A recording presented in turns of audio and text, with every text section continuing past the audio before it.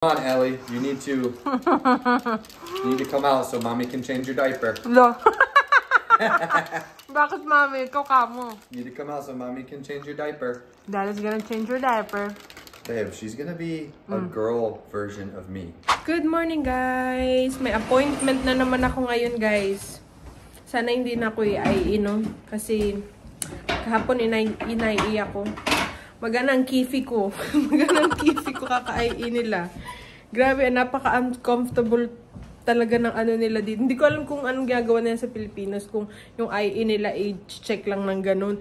Pero kasi yung akin parang ginanon talaga. Alam mo yung parang inikot-ikot niya yung ano niya. Sabi ko lang, Diyos ko po, parang ano talaga siya, parang mas malala siya sa pap smear ko noon. Tapos sa ibang mga test na ginawa nila sa akin. O siguro dahil sa nag-aano rin, no, sa kamay ng naggaganon. Depende talaga. So yung iba naman nagpa-cervical check sila. Maano lang daw, okay lang daw, hindi daw ano, siguro nga iba-iba. So tignan natin ngayong appointment ko kung gaganon ulit nila ako, tapos kung anong update ngayon. Sana lumabas na si Ellie this week. Talaga, yun lang talaga pinagpapray ko, guys. I don't know. She's very stubborn like her dad. Yeah, she's gonna be just like her dad. Pasaway talaga. But that means she's gonna be right all the time. Hello? No. Right all the time, your face. So, punta na kami ngayon, guys, babalik kami ng ospital, and baka next week meron na naman akong appointment. Oh, my baby, kawawa naman. Alis na naman si mami, iwan na naman ikaw, babalik ako ha.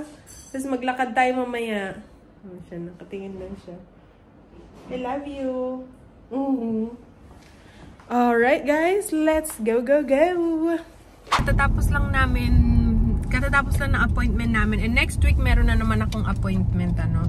And by the way, update nga pala, pag hindi pa daw ako nanganak ng due date ko, meron akong scheduled induction appointment, ano. Just in case na hindi pa ako manganak, kasi hindi pa ding mag-overdue. Hindi maganda yung mag-overdue, 'di ba? So sana lumabas si Ellie bago ang induction date namin. No, Ellie, ano na Ellie? So, mamaya pag-uwi ko, maglalakad talaga kami ni Kinsley, and then mag-workout ako sa bahay. Gagawin ko talaga lahat, no? Yung mga natural way para lumabas talaga siya. Sinabi ng midwife, mababa na daw siya, no? Sabi niya, mababa na si baby. So mag-curb walking ka na lang, mag-try ka mag-curb walking, ganyan.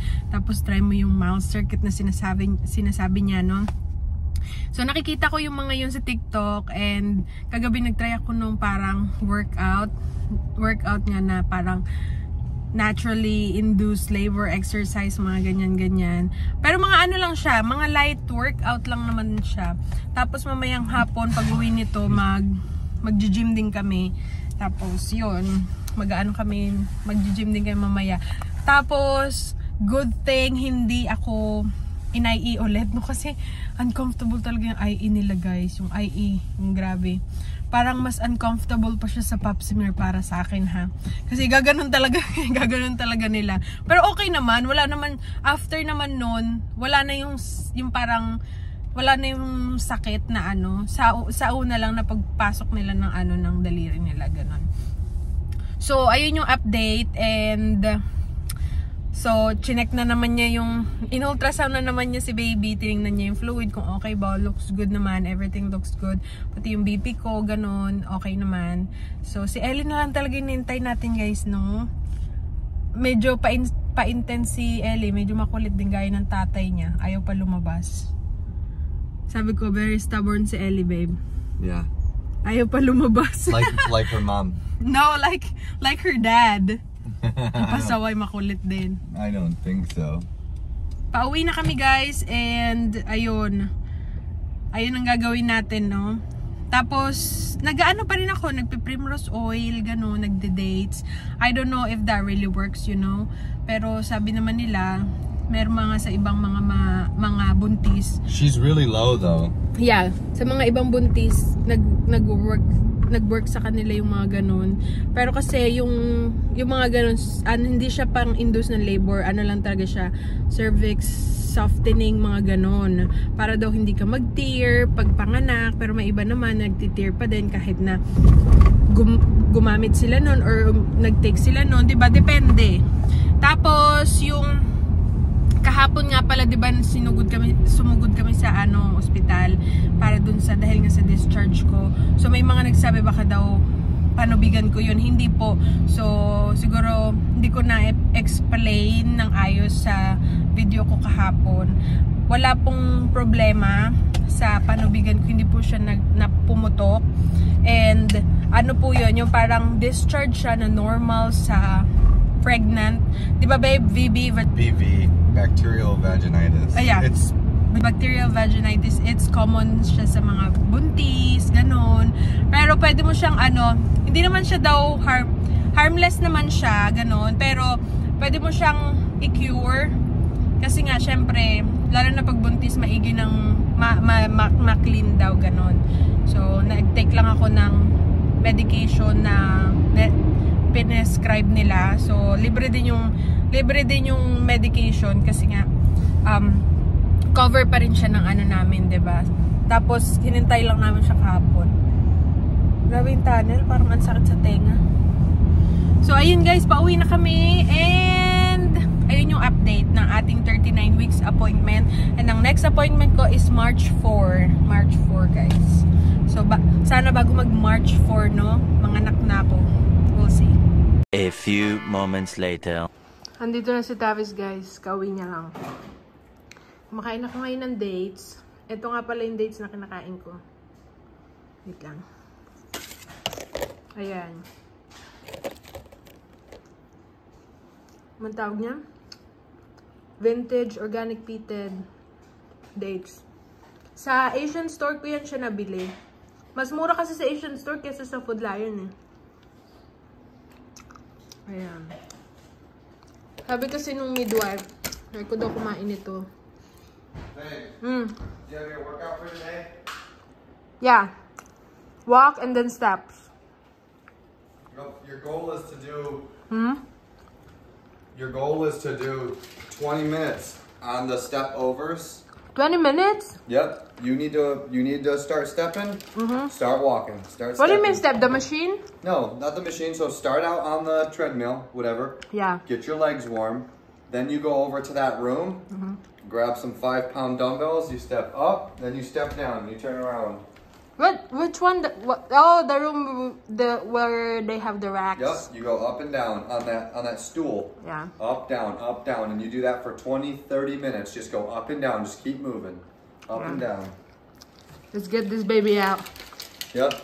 Come on, Ellie. You need to come out so mommy can change your diaper. No. Bakit, mami? Ikaw kamo. You need to come out so mommy can change your diaper. Daddy's gonna change your diaper. Babe, she's gonna be a girl version of me. I know. I hope you understand that. I hope she's not makulit. So she's gonna want. No, I hope she's not makulit. She's gonna want an off-road vehicle by age 5.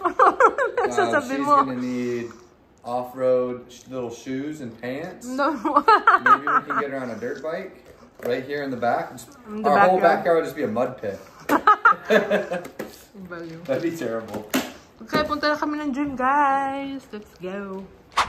Hi guys, welcome back. Super haggard na naman tayo, no? Lagi na lang sa every video ko lagi na lang tayong haggard. So, pagpasensyahan nyo na, no? Kasi malapit na tayong mga anak. And, meron akong good news, pero hindi ko alam kung indication siya na tawag nito, malapit na talaga. Kasi, lumabas yung tinatawag nilang mucus plug ko. So, kasi natagtag ako today. Grabe, ginawa ko talaga lahat, guys. Naglakad kami ni Kinsey ng umaga. Tapos, pag uwi ko, edi, nag-idlip ako saglit. Tapos, habang natutulog ako, meron ako yung parang meditation sa TV. Yun, para makarelax, ganyan.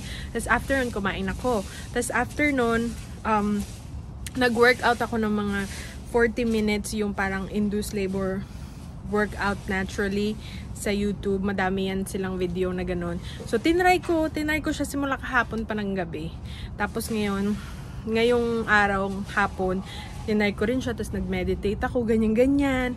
Tapos ngayon, kagagaling lang namin sa gym. Pag-uwi ko, tapos pag-ihi ko, nakita ko yung parang medyo malagkit na ano. Medyo marami siya guys, as in malagkit talaga siya. Tapos medyo parang plema, ganon yung itsura. So yun, sana talaga lalabas na siya this week. Pinagpe-pray talaga namin guys, no, para hindi ako ma-induce ng March 13. And ito ako ngayon, oh. Meron kami kasing steps dito. So ito yung ginagamit ko, akyat baba ako dito. Kanina ginawa ko rin to guys. Kaya natagtag ako ngayong araw. Kasi gusto ko talaga this week lumabas na siya. Kasi nag-ultrasound kami kanina nga, mababa na talaga si Ellie. So yung cervix ko lang close pa. Kaya yun yung wino-work ko ngayon, no. Tapos kumakain din ako ng mga pagkain na tawag nito pampa-soft down ng ano, ganun. Pero hindi natin alam kung makatulong siya or what. Wala naman masama kung i-try natin, diba?